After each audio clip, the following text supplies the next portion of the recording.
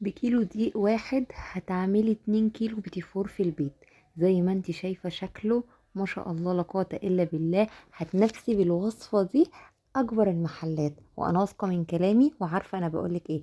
يلا نصلي على النبي ونشوف هنبدأ الوصفة بتاعتنا ازاي. اول حاجة مديونة لها انا بالفضل هي الميزان.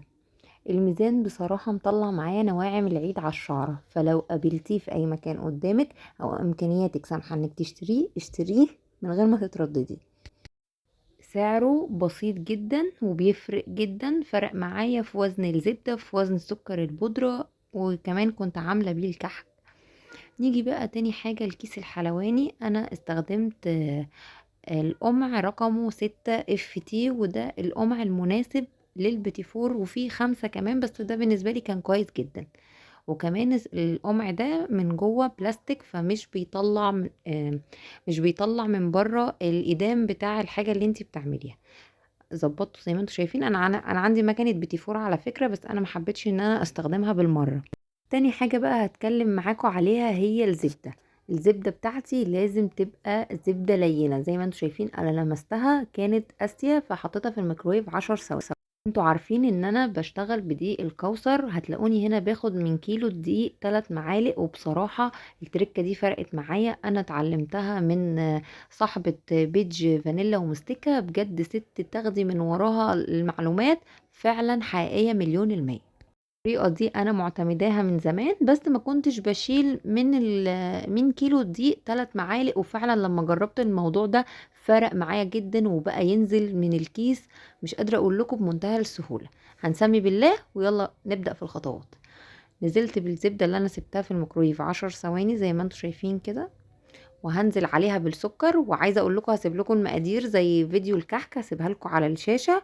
مقادير يا جماعه مظبوطه على الشعر، هسيبها لكم بالجرامات وبالكوب. نزلت بالزبده وحطيت عليها السكر البودره، وعلى العجان على طول. تقدري بعجان، تقدري بمضرب كهربائي، اللي يريحك. هضرب الكلام ده ضرب كويس لحد ما يبقى زي الكريم شانتيه معايا، بس ما زودش في الضرب قوي، يعني انا عايزاها تاخد فوم كده وتبقى معايا زي الكريم شانتيه زي ما انتوا شايفين كده. ما شاء الله لا قوه الا بالله. هنا انتي الزبده نفشت معاكي كده والسكر، اعرفي ان انتي ماشيه صح، ان انتي كده البيتي فور بتاعك ناجح. هنزل بالبيض واحده واحده. طب دول قد ايه؟ دول بيضتين كاملين وصفار بيضه، يعني دول بيضتين. هاكد معاكم تاني، بيضتين كاملين وصفار بيضة واحدة، عشان انا عايزاه يكون يعني ولا هو ناعم قوي ولا ان هو قاسي قوي، لا انا عايزاه يكون في الرينج المتوسط. ضربت ده كله مع بعضه، نزلت بالبيض واحدة واحدة.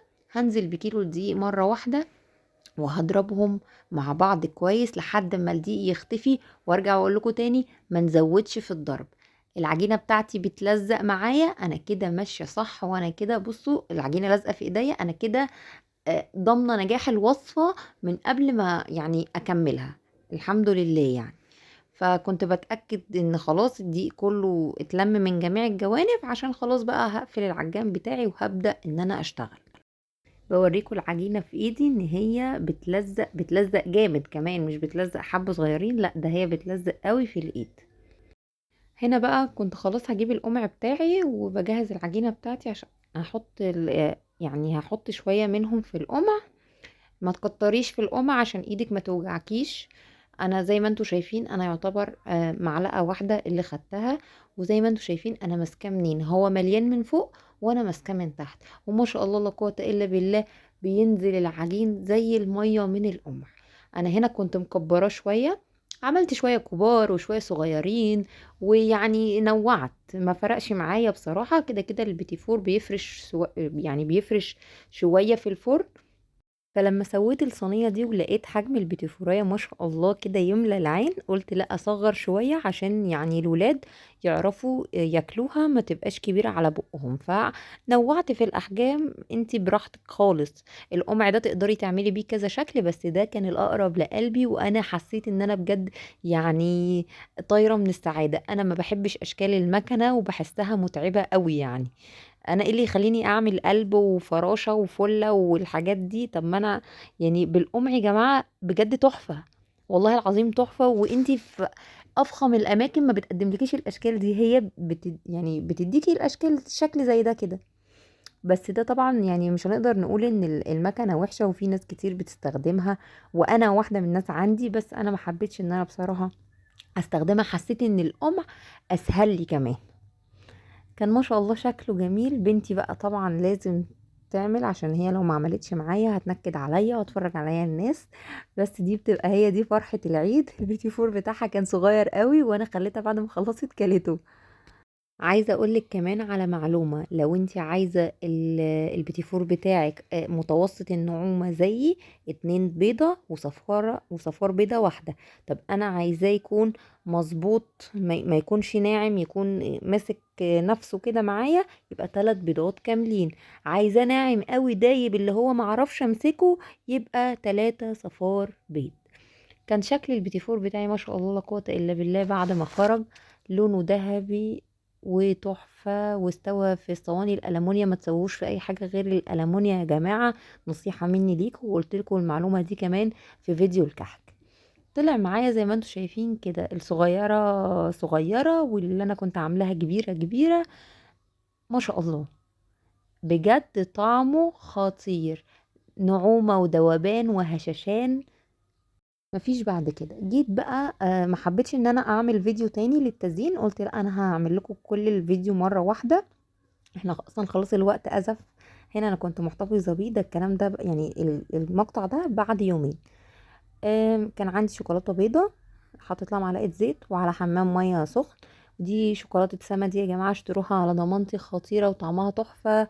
ويعني بتفضل كده ماسكه على البيتي فور ومش بتسيل ولا بتسيح، هتديكي شكل خطير.